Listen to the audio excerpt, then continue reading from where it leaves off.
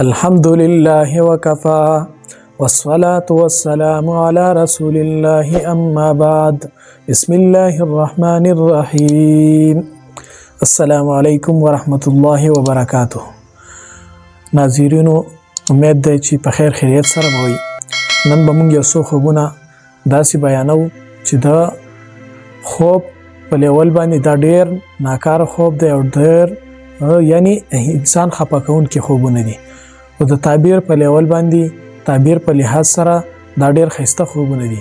ماهرینو د تعبیر په ډیر ښایسته تعبیرات راایستي دي. نن به موږ د دغه خوبونو تعبیرات وایو په نننۍ ویډیو کې. راځئ چې نن د دې خوبونو تعبیرونه وایو او تاسو یې واورئ. نو په هغې خوبونو کې اولنی خوب دی چې انسان په خوب کې ځان سویني بیمار ویني، یعنی انسان خوب ویني د ناروغۍ مختلف قسم بیماریان کېدای شي. څه قسم بیماری په خوب کې دی ویني او ځان بیمار ویني، یعنی په سر دردي، په خېټه دردي، تبی، مختلف بیماریو شکلونه دي. نو دا خوب چې ظاهرا ډیر بد خوب دی خو تعبیر په لیول باندې ډیر ښایسته تعبیرات دي. تعبیر ډیر ښایسته دی.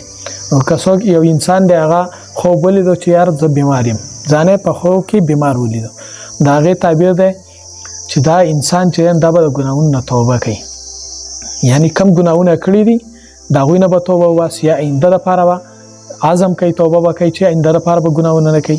دا ډېر ښه خوب دی او انسان په دې خوب سره د الله تعالی ولی جوړېدی شي او بهترین خوب. دویم نمبر خوب چې کم دی، یو انسان په خوب کې څه ویني؟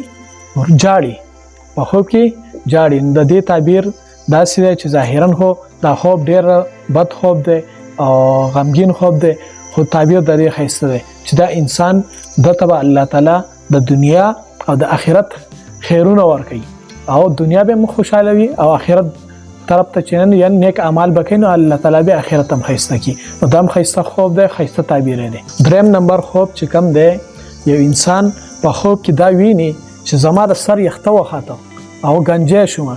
د دې دا خوب چې ظاهرا دا ډیر بد خوب دی، تعبیر چې د ډیر ښایسته دی. تعبیر داسې دی چې انسان ځان په خوب کې ویني چې زه ګنجی یم.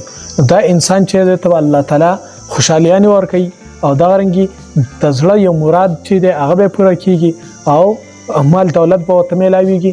نو دا بهترین خوب دی او تعبیر یې ښایسته دی.